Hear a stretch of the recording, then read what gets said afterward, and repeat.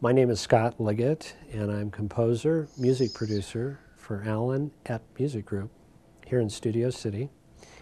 And what I do on a daily basis is write and produce music for television and film. My career started out right out of college. That's sort of the demarcation point where I had a group in San Francisco, and at that time San Francisco was a real happening music scene.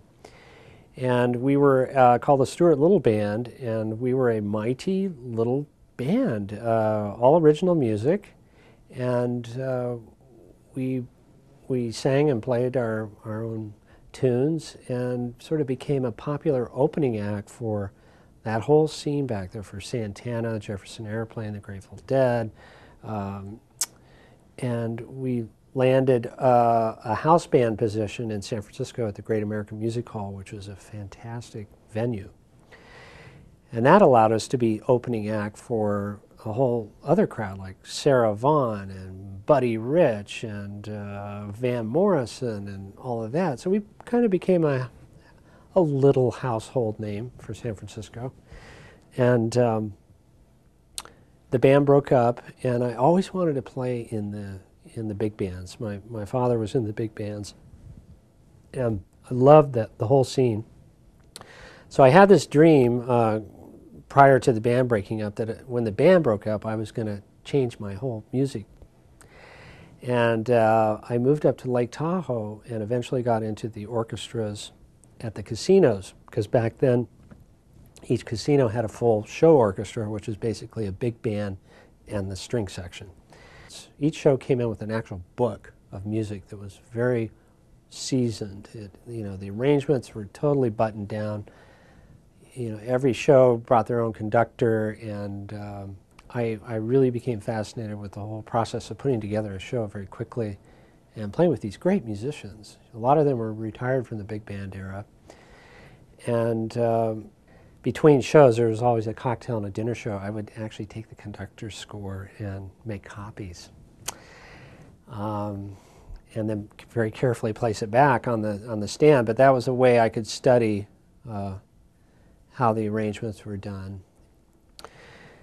And I took a lot of risks. One of my side instruments is guitar, and I got a call from Harrah's asking if I play banjo. And I said, of course I play banjo, no problem. They said, you sure now, because you're going to be out in front on a stool with the Smothers Brothers playing banjo. I said, no problem at all. So I hung up the phone and just said, what did I get myself into here? Well, the Smothers Brothers were playing in Reno, so I drove down there and listened to a show.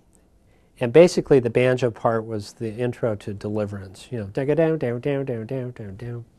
But it was timed with their comic act and all that. And so I went to the music store and rented a banjo, tuned it like a guitar, and learned the part and pulled it off, just barely, but successfully. One of my biggest breaks up in the Tahoe-Reno area, playing in the casino orchestras, was my first job at Harrah's, Lake Tahoe, playing with Frank Sinatra. And I had known about Sinatra my whole life, and little did I know that Frank Sinatra not only had the regular 4-hour rehearsal, but a 2-day rehearsal. That's what he called for. And not only that, he walked through the orchestra and listened to every musician play, and he fired a couple of people. And then he ended up coming up to me, which is one of the big turning points in my career. He ended up standing right next to me when I was playing, and when the song ended, I looked up and he looked down and he said, "Sounds real good, son. I want you to turn up a little louder," and he walked away. Well, the next break, the contractor for the orchestra said, "I want to see you down in my dressing room." So I thought I was getting fired. And when I went down there, he said, "Well, it looks like Mr. Sinatra's taken a liking to you, so I'm booking you." And he just named off all these shows, and I walked out of there booked for about 6 months in advance. And it just literally changed my whole career at that point. Actually, I had always been interested in writing and arranging, but there was a point where I went from being a working musician to a writer and music producer. And eventually I found my interests leaning more towards television, and so I actually moved back here to Los Angeles and started from the bottom up. The bottom is finding a way to survive here in Los Angeles, just financially. And in my case, it didn't have anything to do with music. It was just an outside job.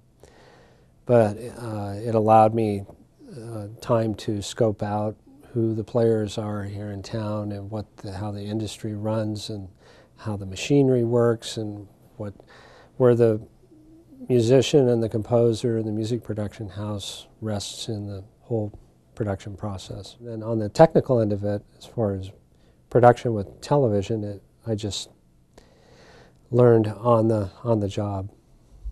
And I wish there was someplace I could have gone at that time, but it just seemed like it was best to just dive in and like I said, start from the bottom.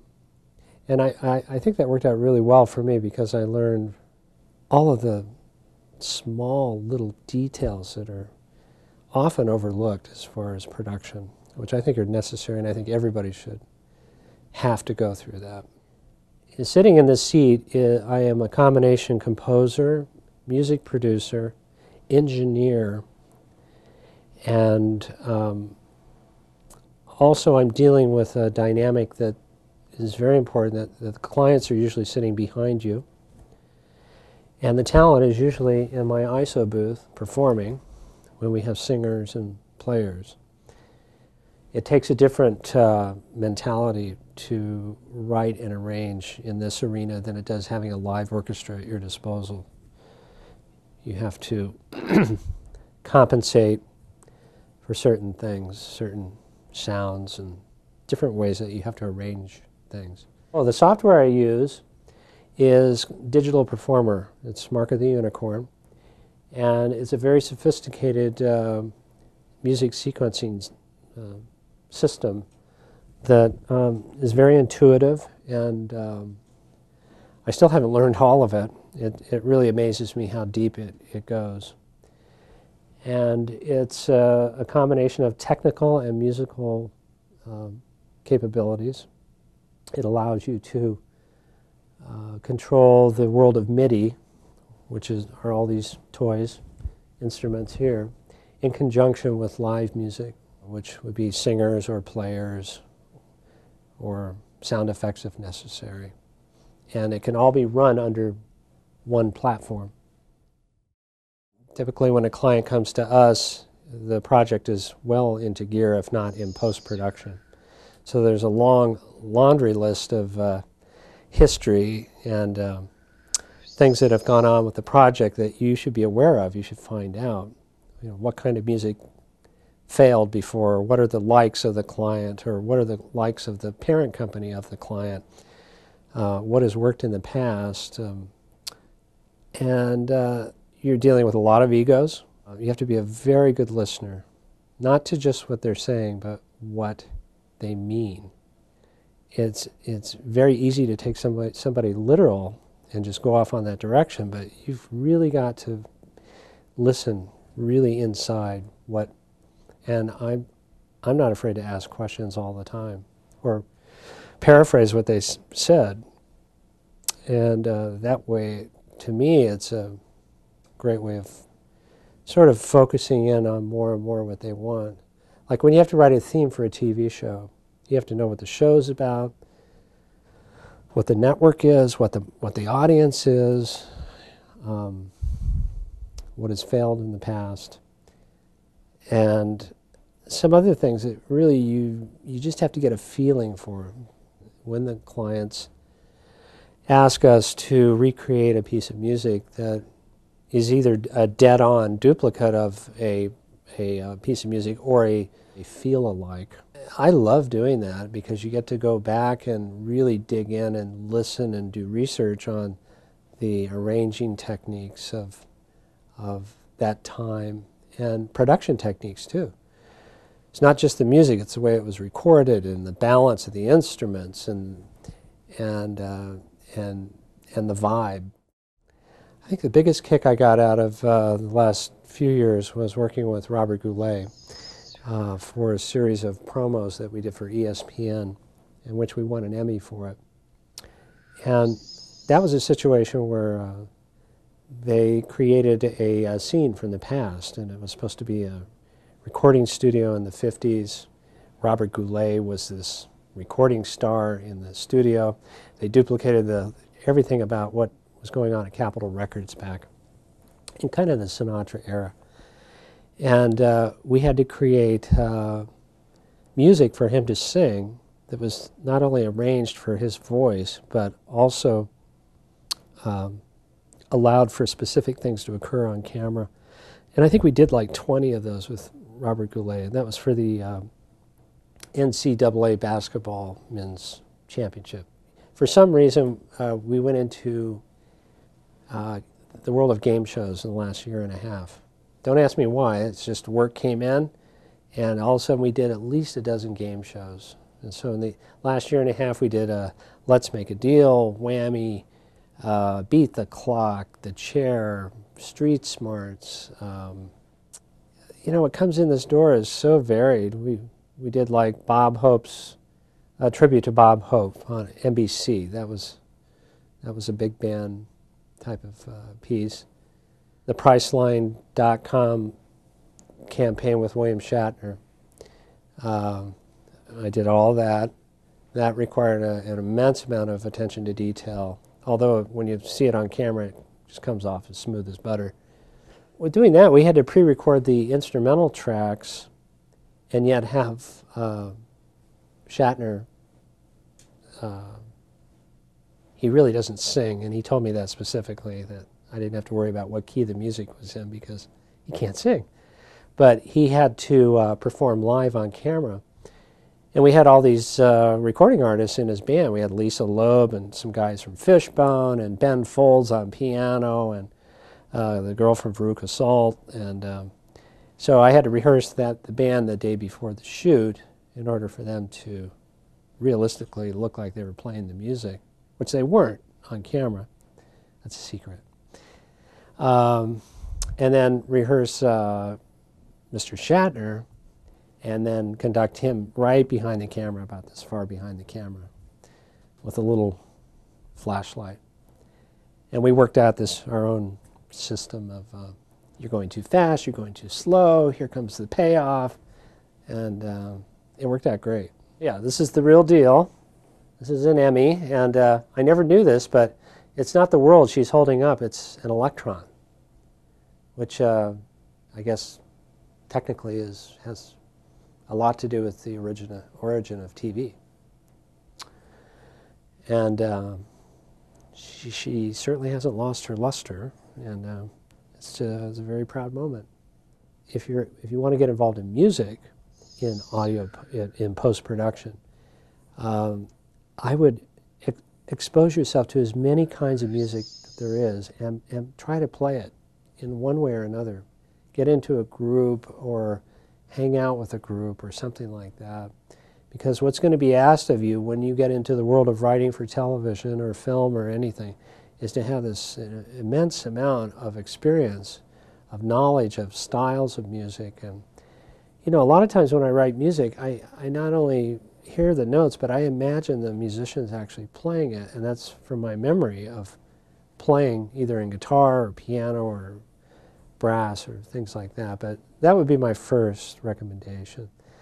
The next thing would be to be aware of, when you're watching a movie or a film or a television show or a commercial, to listen to the music and see why it works, and to have that analytical hat on. And then the next step would be to school yourself in as much formal music as possible. You don't have to. You know, half the musicians that come in here don't read music, and they're world-class musicians. And then from there, I would take on any possible job if you want to be a writer, music producer in film and TV, which I'm involved in. just take on the job. Find young filmmakers that have projects that need music, and just dive in and start experimenting with it. You have to read the trades. You have to know what's going on in the business, and that's very interesting. If I would pass on to somebody, is not only know your craft but know the business too, because once you start relating to a producer or a director, you have to relate to them on their level, and you have to know not just your job but what their job is, and it really improves the communication immensely. Immerse yourself in this world, and you have to have the passion to do it. That's your engine, because it's certainly not going to be money until later on. And the other thing is to take complete responsibility for the business marketing aspect of your talent. There was a certain point in my life where I took the reins completely, and for quite a few years I put a lot of effort into phone calls and meeting people and networking and trying to get myself in the right position where I could meet a director or a filmmaker or something like that. When I'm not working here, I'm on the telephone or reading the trades and trying to hustle up new business.